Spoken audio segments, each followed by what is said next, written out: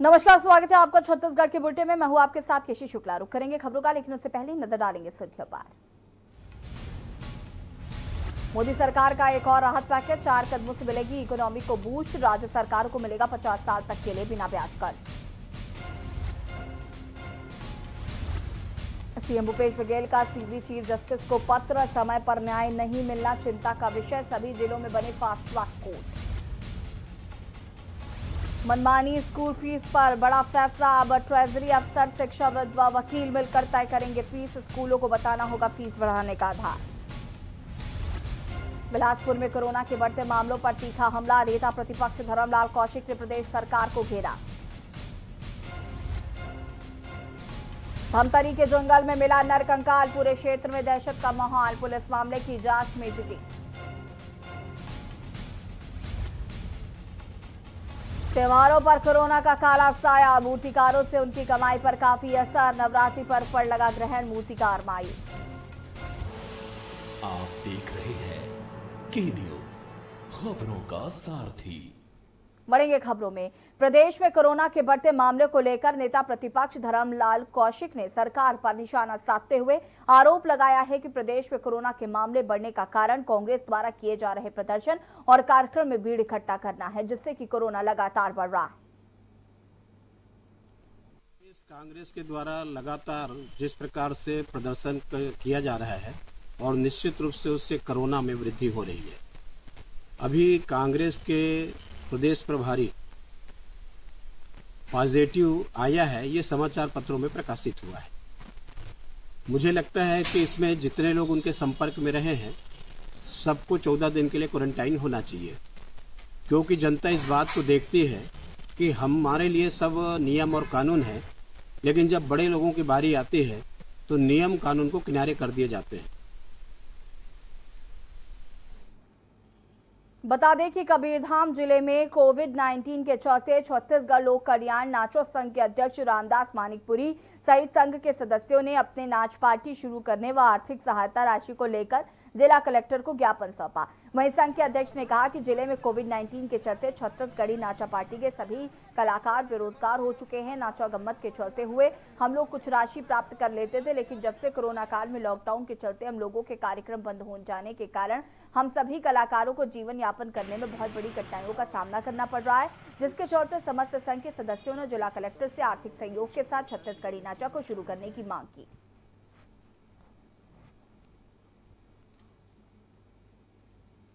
मरवाही विधानसभा से कांग्रेस पार्टी से विधायक प्रत्याशी के रूप में ध्रुव का नाम मीडिया रिपोर्ट से सामने आते ही स्थानीय कांग्रेस कार्यकर्ताओं और सरपंच संघ में भारी रोष देखने को मिल रहा है। जिले के सरपंच संघ ने कोटमी के बूढ़ा तालाब में के ध्रुव के विरोध में बैठक करते हुए कांग्रेस के जिलाध्यक्ष मनोज गुप्ता पर भी आरोप लगाए हैं। इनके कहने पर ही संगठन के बाहर के आदमी को पार्टी से टिकट दिया गया और एक पैराशूट प्रत्याशी को चुना गया, जबकि के ध्रुव कांग्रेस पार्टी के कार्यकर्ता भी नहीं है। ऐसे में उन्हें टिकट देकर पार्टी के द्वारा स्थानीय कार्यकर्ताओं के साथ छलावा किया गया।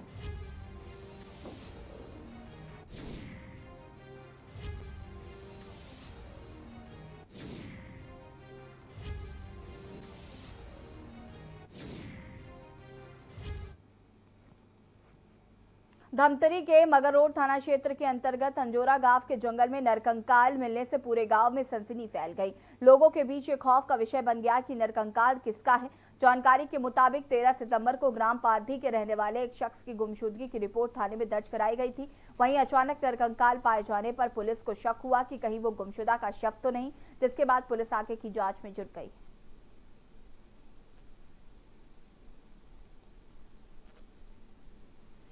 लोग थाना के अंजोरा जंगल में नरकंकाल मिला है, जिसके पंचनामा का कार्रवाई करके, चूँकि ये बहुत पुरानी लाश थी तो उसके पीएम के लिए हमने मेडिकल कॉलेज रायपुर को भेजा हुआ है और जैसे भी रिपोर्ट प्राप्त होती है तदनुसार जांच कार्रवाई पूर्ण की जाएगी। पहचान हो गई इसे? संभवतः वो कमार जाति का है और पहचान हो चुकी है। पेटवा में मरवाही विधानसभा से कांग्रेस पार्टी से विधायक प्रत्याशी के रूप में के ध्रुव का नाम मीडिया रिपोर्ट्स में सामने आते ही स्थानीय कांग्रेस कार्यकर्ताओं और सरपंच संघ में भारी रोष देखने को मिल रहा है। बता दें कि जिले के सरपंच संघ ने कोटमी के बूढ़ा तालाब में के ध्रुव के विरोध में बैठक करते हुए कांग्रेस के जिलाध्यक्ष मनोज गुप्ता पर भी आरोप लगाए हैं कि इनके कहने पर ही संगठन के बाहर के आदमी को पार्टी से टिकट दिया गया।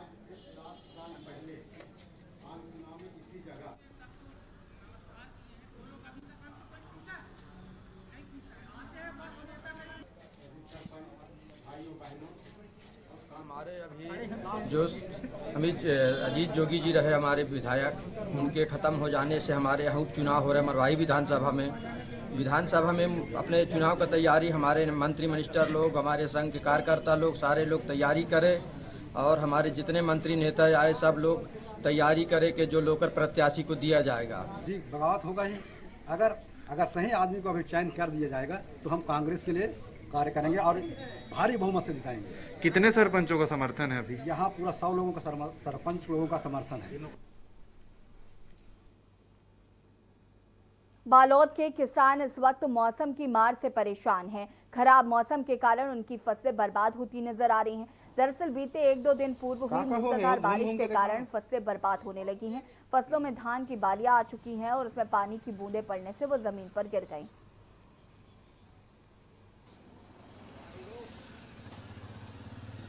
बुरा माहौल बहुत ज्यादा ओकर से ज्यादा मौसम की दिक्कत है।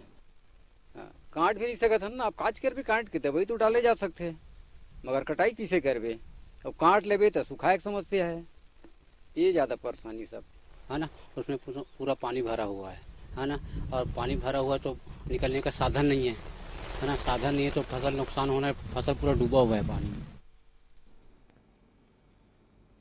छत्तीसगढ़ के बॉर्डर जिला कोरिया घोटरी टोला चेक आरटीओ चेक पोस्ट में दूसरे राज्य से आने वाले ट्रकों से और 4 पहिया वाहनों से वसूली की बात सामने आ रही है। मेरी जानकारी के मुताबिक चालकों से 1100 के लेकर 2000 तक की वसूली की जाती है। वाहन चालकों की शिकायत पर मानवाधिकार संगठन के जिलाध्यक्ष भूपेंद्र केवट व संगठन के पदाधिकारी घोटरी टोला चेक पोस्ट पर निरीक्षण करने पहुंचे। निरीक्षण के दौरान पता चला कि कोई भी वाहन की रसीद नहीं काटी जाती और अवैध वसूली कर शासन को लाखों रुपए का चूना लगाया जा रहा है। जैन से जो अंबिकापुर गाड़ी कल 9:42 में रात में आपके ये नाके से गुजरी है ना, उनका आरोप है कि यहाँ आरटीओ नाके पे उनसे 2000 रुपये लिया गया और उसकी मेरे पास बाकायदा रिकॉर्डिंग है ना। बताया मुझे कि घुटी टोला में और अवैध वसूली की जा रही ट्रक वालों से और फोन व्हीलर वालों से, और लोग काफ़ी परेशान है एमपी वाले। देखिए अवैध वसूली हम नहीं करते, गाड़ियों में जो खामी रहता है जी उसका फाइन काटा जाता है। हमारे पास में आदमी ही नहीं है, हम क्या उठक बैठक कराएंगे? एक साथ 4-4, 6-6 लोग आ जाते हैं तो उनसे हमको उनकी गाड़ियों का चेक करके उनसे रसीद काटना ही दूभर हो जाता है। देखिए हमारे बैरियर को लोग ठोक के चले जाते हैं। 2 बार तो मैं बनवा चुका, अभी भी देखिए बैरियर टेढ़ा। जिले के लखनपुर थाना क्षेत्र अंतर्गत अंबिकापुर बिलासपुर मुख्य मार्ग के कुंवरपुर मोड़ के पास पंजाब से बलौदा बाजार जा रहे प्रवासी श्रमिकों से भरी बस अनियंत्रित होकर 20 फीट नीचे चुलहट नदी में जा गिरी। बस में 32 लोग सवार थे, जिसमें 11 श्रमिक गंभीर रूप से घायल हो गए। वहीं चालक ने बताया कि पंजाब के जीरकपुर से लगभग 32 प्रवासी श्रमिकों को बलौदा बाजार लेकर जा रहे थे और उस दौरान कुंवरपुर मोड़ के समीप अचानक बस में किसी पार्ट्स के टूटने की आवाज आई और बस की स्टीयरिंग जाम होने पर बस अनियंत्रित होकर लगभग 20 फीट नीचे चुलहट नदी में जा गिरी। पता चल रहा है कि लखनपुर के पास जो है ना नदी में पंजाब से बलौदा बाजार बस जा रही थी, जिसमें संभवतः श्रमिक लोग बैठे थे। बस के गिर जाने से, पलट जाने से कुछ श्रमिक घायल होने की सूचना आ रही है। तो ये तो अभी पता नहीं चल पाया कि कितने लोग घायल हैं, तो उन सभी घायलों को तत्काल इलाज के लिए अस्पताल भेजा गया है और कुछ को संभवतः अंबिकापुर ला रहा है, जिसके लिए उचित व्यवस्था किया जा रहा है। कोतवाली पुलिस ने मुखबिर की सूचना पर शनिवार रात मौजरगन बेचते युवक को धर दबोचा। कोई वैध दस्तावेज नहीं होने पर दुरपा रोड रेलवे फाटक के समीप रहने वाले आरोपी रजाक खलीफा पिता गुरतजा खान के खिलाफ धारा 25 आर्म्स एक्ट के तहत अपराध दर्ज कर न्यायिक रिमांड पर भेजा जाना। आरोपी से पूछताछ करने पर कई और संलिप्त लोगों के बारे में बताया गया है, जिन्हें कोतवाली पुलिस द्वारा जल्द ही गिरफ्तार किया जाएगा। पुलिस को सूचना मिली थी कि रज्जाक नाम का दुरपा रोड निवासी कोतवाली थाना क्षेत्र में ये मौजर बेचने के प्रयास में घूम रहा है, तो इसको पुलिस खुद ही ग्राहक बन के इसके पास गई और फिर इससे मौजर बरामद किया गया है और 25 आर्म्स एक्ट में इस पर कार्रवाई की जा रही है। पूछताछ में क्या बातें सामने आई, कहाँ से लेके आया था और क्या? अभी इसका जो मौजर का बिहार लिंक मिला है, इसमें एक मुख्य सप्लायर फरार है, उसको भी जल्दी गिरफ्तार किया जाएगा, तो सारी कड़ी खुलेगी। जोगी जाति प्रमाण पत्र मामले में जिला स्तरीय सत्यापन समिति ने जेसीसीजे जिला अध्यक्ष के माध्यम से भेजा गया ऋचा जोगी का जवाब देने से इनकार कर दिया। आवक जावक शाखा ने भी जवाब की कॉपी नस्तीबद्ध करने से मना कर दिया। साथ ही जिला अध्यक्ष ने स्पीड पोस्ट के माध्यम से जवाब जमा किया। इधर हाईकोर्ट में ऋचा जोगी ने 7 दिनों की मोहलत हेतु पिटीशन दायर किया। रचा अमित जोगी के भाई ऋषभ साधु देर शाम मुंगेली कलेक्ट्रेट पहुंचे और जिला स्तरीय सत्यापन समिति के समक्ष उपस्थित होकर जवाब दिया। बैठक 5 बजे शुरू हुई और इसमें ऋषभ जोगी के ब्रदर जो हैं ऋषभ साधु यहाँ उपस्थित हुए थे और उन्होंने अपने साथ कुछ डॉक्यूमेंट भी यहाँ पे पेश किया। मिसल की कॉपी उन्होंने प्रमाणित प्रतिलिपि पूरे पेश किए, अन्य डॉक्यूमेंट भी यहाँ पे उन्होंने पेश किया और उन्होंने एक आवेदन लगाया था समय का और कुछ उनको डॉक्यूमेंट और पेश करना था, तो उसके लिए समिति ने अभी मंथन किया है पर उसको अभी सारे डॉक्यूमेंट को अभी अवलोकन करने और इसी में समिति का भी समय लगा है।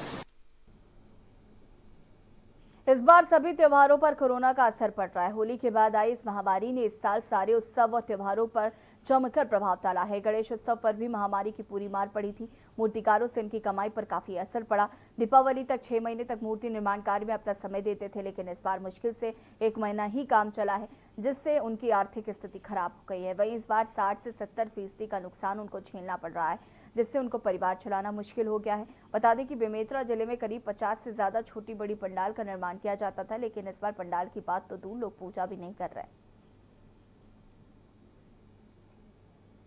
इस साल कोरोना के वजह से मतलब गणेश के भी मूर्ति बहुत बच गए, सब जगह जगह पड़े हैं। विश्वकर्मा के भी मूर्ति बच गया है।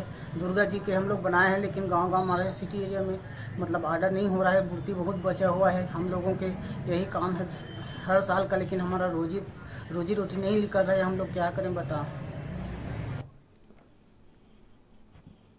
छत्तीसगढ़ जोला राजनांदगांव शहर में लगे 15 किलोमीटर दूर सोमनी गांव अंतर्गत उड़ता पंजाब ढाबा से एक 16 वर्षीय बालक का अपहरण परसों रात को किया गया था। वहीं पूरे मामले में पुलिस ने अपराध दर्ज कर जांच शुरू कर दी, जिसके बाद पुलिस को उस समय सफलता मिली जब सोमनीपुर सरगर्मी से अपराधियों की तलाश कर रही थी। वहीं अपहरण बच्चे को नागपुर से पुलिस ने बरामद किया है। आपको बता दें कि आरोपी अभी भी फरार है। पूरा मामला आईपीएल मैच के सट्टे से जोड़कर देखा जा रहा है। बता दें कि उड़ता पंजाब ढाबा के संचालक के बेटे को आरोपियों ने ढाबे से ही उठा लिया था और आरोपी फरार हो गए थे। लगातार पुलिस की तफ्तीश और खोजबीन के बाद बच्चे को पुलिस ने नागपुर से बरामद किया है। मामले में एसपी टी श्रवण ने कहा कि आरोपियों की तलाश की जा रही है और जल्द से जल्द आरोपी पकड़े जाएंगे। पूरे मामले का खुलासा आरोपी के पकड़े जाने के बाद ही हो पाएगा। हमारे जिले में सोमनी क्षेत्र में कल एक अपहरण का मामला दर्ज हुआ था। उसी के अंतर्गत एक नाबालिग 16 साल का लड़का, उसका अपहरण का बात सामने आया था।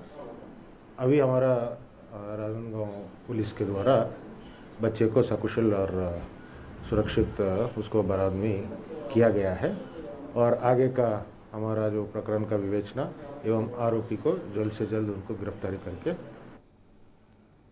प्रदेश में महिलाओं के साथ लगातार बढ़ रही अत्याचार और दुष्कर्म की वारदातों के खिलाफ धरना प्रदर्शन किया गया। इस दौरान जिले की महिला मोर्चा की टीम सरकार के खिलाफ मुखर नजर आई। इसके बाद यहां महिलाओं ने शहर में कैंडल मार्च भी निकाला। महिलाओं ने धरने के माध्यम से मांग किया कि पीड़ित परिवार के सदस्य को नौकरी, उचित मुआवजा व इन मामलों की निष्पक्ष जांच और दोषियों पर कड़ी कार्रवाई की जाए। भारतीय जनता पार्टी महिला मोर्चा द्वारा रायपुर मुख्यालय में भी धरना का आयोजन किया गया था और कोंडागांव जिले में भी किया गया था। आज हमारी बालोद जिले में धरना का कार्यक्रम किया जा रहा है। कोंडागांव जिले में जो एक हफ्ते में 2 केस हुए हैं और बलरामपुर में जो बलात्कार की घटनाएं हो रही हैं और लगातार कांग्रेस की सरकार जब से आई है तब से ये घटनाएं बहुत अधिक संख्या में बढ़ रही है और कोंडागांव की जो घटना है उसमें न्याय उस बालिका को नहीं मिल पाया और पुलिस ने भी उनकी सहायता नहीं की। और यहाँ पर वक्त हो गया छोटे से ब्रेक का, जल्द हाजिर होंगे।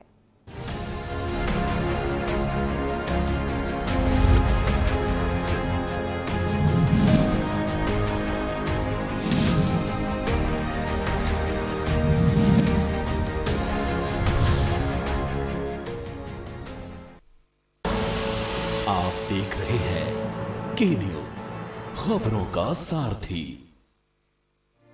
कोरोना संकट काल में के न्यूज इंडिया की देशवासियों से अपील है कि हम जाति धर्म को भूलकर कोरोना को हराने में एक साथ खड़े हों। जरूरतमंदों की मदद करें।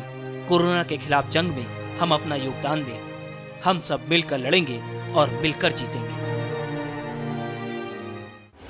जब आपकी सोच को अंधेरा घेर लेता है और सिस्टम भी मुंह फेर लेता है, जब वादों की परतें खुलने लगती हैं और हारी उम्मीदों का ऊंचा ढेर लगता है, जब सड़क पर एड़ी की रगड़ देखकर अब तक जो भी हुआ सब बेअसर लगता है, तब चिंतन से डगर होगी आसान, मंथन से निकलेगा समाधान। मंथन।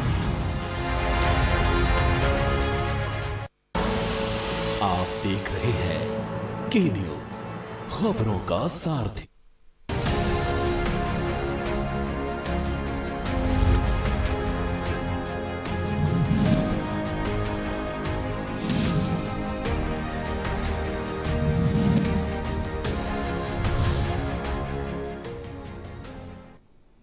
ब्रेक के बाद एक बार फिर से आप सभी का स्वागत है। ड्रग्स तस्करी में शामिल बिलासपुर के एक मुख्य आरोपी अभिषेक शुक्ला उर्फ डेविड को भाजपा के पूर्व मंत्री और बिलासपुर सांसद का करीबी बताया जा रहा है।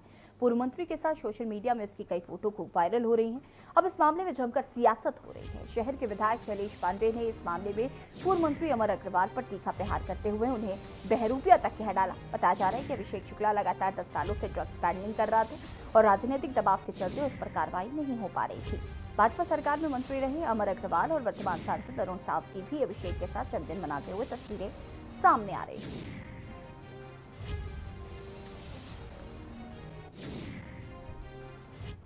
देखिए, माननीय अमर अग्रवाल जी जो हैं वो तो अभी कोई दूसरी पार्टी का होता तो उनका बयान कुछ और होता।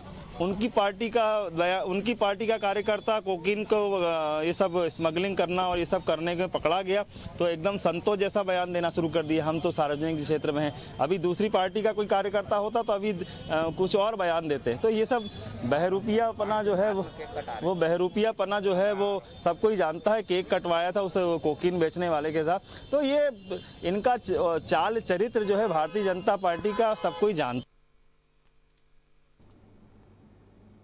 शहर में लगातार हो रही चोरी को पुलिस नहीं रोक पा रही है। आए दिन दुकानों, घरों, यहां तक कि मंदिरों में भी चोरी की वारदात थमने का नाम नहीं ले रही। ऐसी ही चोरी की बड़ी घटना बीती रात्रि घटी, जिसमें शहर के कान्हा बिहार निवासी आर्यन गिफ्ट हाउस के संचालक अमित साहू के घर अज्ञात चोरों ने घर की दरवाजा तोड़कर बड़ी चोरी को अंजाम देते हुए लगभग 5 लाख रुपए से अधिक सोने के गहने के साथ नकदी पार कर दिया, जिसकी रिपोर्ट सिटी कोतवाली थाने बलौदा बाजार में दर्ज कराई गई।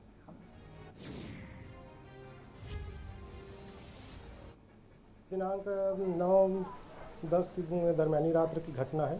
ये कान्हा बिहार बलौदा बाजार में अमित साहू करके निवास करते हैं। उनके मकान में रात्रि में कोई अज्ञात चोर ताला तोड़ करके अंदर घुस करके अलमारी का ताला, लाकर का ताला तोड़ करके जेवर लगभग 4.5 लाख की और नकदी रकम 1,10,000 जुमला 5.5 लाख की लगभग का चोरी कर ले गए हैं। कोरबा जिले के पारी थाना क्षेत्र से रिश्ते को शर्मसार कर देने वाली घटना सामने आई, जहां एक पिता ने अपनी नाबालिग पुत्री के साथ दुष्कर्म की घटना को अंजाम दिया। पीड़िता ने पाली थाना पहुंचकर इसकी शिकायत की, जिसके बाद पुलिस ने आरोपी पिता को गिरफ्तार किया। बता दें कि पीड़िता के पिता ने अपनी पत्नी के घर में न होने का फायदा उठाकर अपनी पुत्री के साथ दुष्कर्म की घटना को अंजाम दिया। पुलिस ने मामले पर कार्रवाई करते हुए आरोपी पिता को गिरफ्तार कर न्यायिक रिमांड पर भेज दिया है। थाना पाली क्षेत्र अंतर्गत नाबालिग लड़की आकर रिपोर्ट दर्ज कराई कि उसके पिता के द्वारा उसके साथ शारीरिक संबंध बनाने के लिए दबाव बनाता था। दबाव बनाकर शारीरिक संबंध भी बनाया था, जिस पर थाना पाली में अपराध क्रमांक 235/20 सांसद अरुण साव ने केंद्रीय शिक्षा मंत्री रमेश पोखरियाल निशंक और रेल मंत्री पीयूष गोयल को पत्र लिखकर रेल कर्मचारियों के बच्चों के लिए एक नवीन केंद्रीय विद्यालय की स्थापना कराने की मांग की है। वहीं केंद्रीय विश्वविद्यालय के लिए एक अलग विद्यालय खुलवाने कुलपति को केंद्र सरकार को प्रस्ताव भेजने को कहा। पत्र में सांसद साहब ने कहा कि रेलवे परिक्षेत्र में संचालित वर्तमान केंद्रीय विद्यालय की स्थापना 1986 में हुई थी, जब शहर में रेलवे का डिवीजन कार्यालय था। वर्तमान में न्यायधानी दक्षिण पूर्व मध्य रेलवे का जोनल मुख्यालय है, लिहाजा रेल कर्मियों की संख्या भी बढ़ गई है, जिसे देखते हुए रेल कर्मचारियों के बच्चों के लिए एक अतिरिक्त केंद्रीय विद्यालय खोलने की आवश्यकता है। सेंट्रल यूनिवर्सिटी के कुलपति में 1986 में एक केंद्रीय विद्यालय खुला था। 1986 के बाद अभी एक और केंद्रीय विद्यालय भरारी में प्रारंभ हुआ है। मुझे लगता है कि और भी केंद्रीय विद्यालय बिलासपुर में खुले ताकि बिलासपुर के बच्चों को अच्छी शिक्षा, राष्ट्रीय स्तर की शिक्षा प्राप्त हो। जीएसटी काउंसिल की 43वीं बैठक से पहले वित्त मंत्री निर्मला सीतारमण ने प्रेस कॉन्फ्रेंस की और त्योहारों से पहले कर्मचारियों को बड़ा तोहफा देने का ऐलान किया। वित्त मंत्री त्योहारी सीजन से पहले उपभोक्ता मांग को प्रोत्साहित करने के लिए कुछ घोषणाएं लेकर आईं। कहने को तो केंद्रीय कर्मचारियों को तोहफा दिए जाने की बात की जा रही, लेकिन कहीं न कहीं इस घोषणा के पीछे कर्मचारी पिसते हुए दिखाई दे रहे हैं, जिससे सवाल उठता है कि आखिर जीडीपी दर बढ़ेगी क्या। देखिए इस रिपोर्ट में।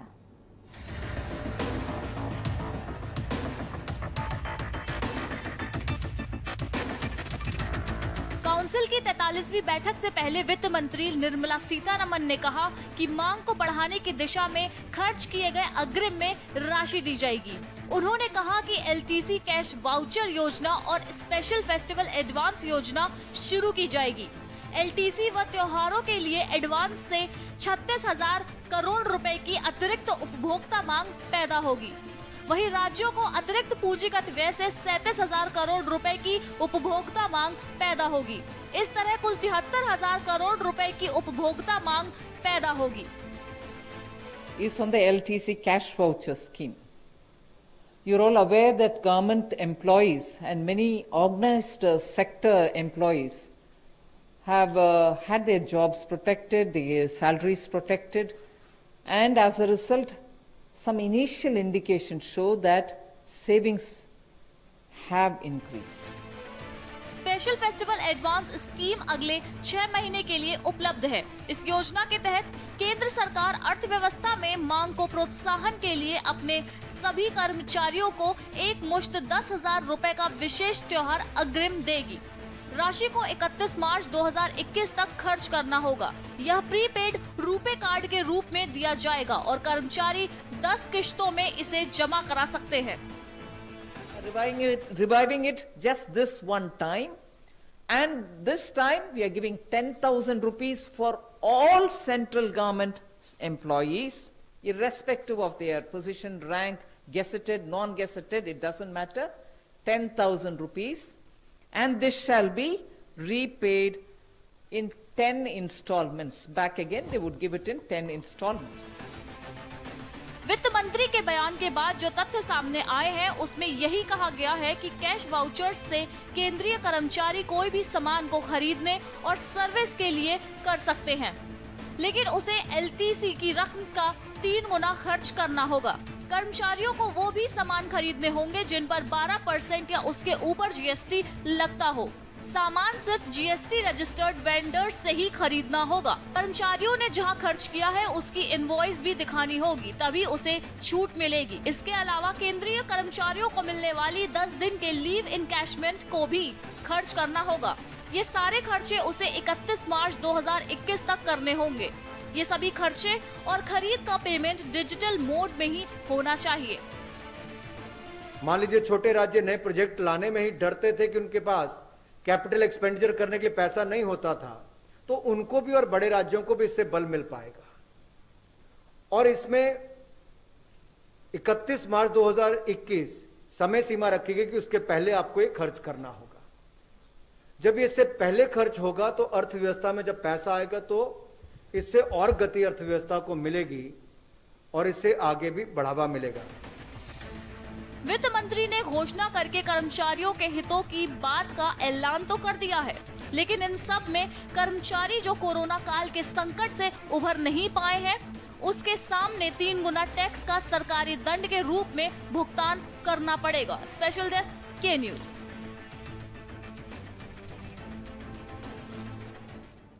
सोशल मीडिया पर इन दिनों एक वीडियो जमकर वायरल हो रहा है। वीडियो देखकर आप भी कहेंगे कि देशभक्ति की उम्र किसी की भी मोहताज नहीं होती।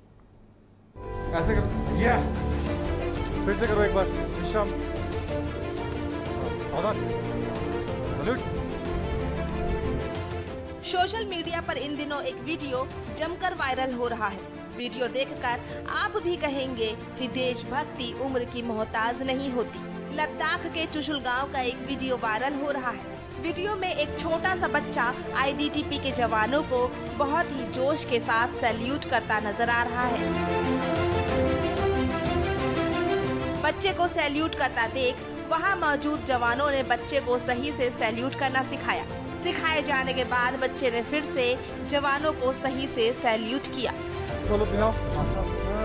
ऐसे करो, फिर से करो एक बार, विश्राम, सावधान, सैल्यूट, गुड। ये वीडियो 8 अक्टूबर की सुबह का है, जब आईटीबीपी के जवान सामने से गुजर रहे थे और पास ही खड़े नामग्याल नाम के इस बच्चे ने जवानों को सैल्यूट किया।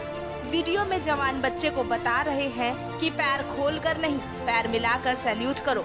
जवानों के कहने पर बच्चा फिर से विश्राम, सावधान करता नजर आ रहा है। जब से वीडियो सोशल मीडिया पर शेयर किया गया है, तब से ही जमकर वायरल हो रहा है। इस वीडियो को 24 घंटे से भी कम समय में ट्विटर पर 1.5 लाख से ज्यादा लोगों ने देखा है। बता दें कि लद्दाख में भारतीय चीन सीमा पर वार्ता के कई दौर के बाद भी तनाव कम नहीं हुआ है। कुछ महीनों में भारतीय और चीन के सैनिकों का कई मौकों पर आमना सामना हुआ है। दोनों ओर से सीमा पर बड़ी संख्या में सैनिक तैनात किए गए हैं। स्पेशल डेस्क रिपोर्ट के न्यूज इंडिया। छत्तीसगढ़ के बुलेटिन में फिलहाल इतना ही। देखते रहिए के न्यूज इंडिया। नमस्कार।